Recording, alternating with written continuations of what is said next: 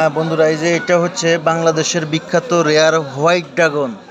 এই প্রথম বাংলাদেশে আবিষ্কার হলো হোয়াইট কালারের হোয়াইট ড্রাগন।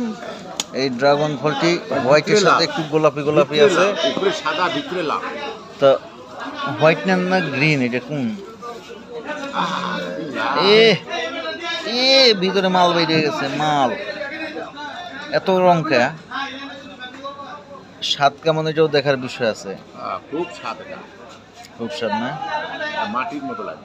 যে খাবে তার শরীরে রক্তের অভাব হবে না। শক্তের ভক্ত নরমের জম, খাইতে স্বাদ। দেখি তো এটার ভিতরে কেমন কি বাড়াইছে। ভালো ও কারণ ভালো করে ফাটাইয়া ভাগ করে এবার তুলে। হ্যাঁ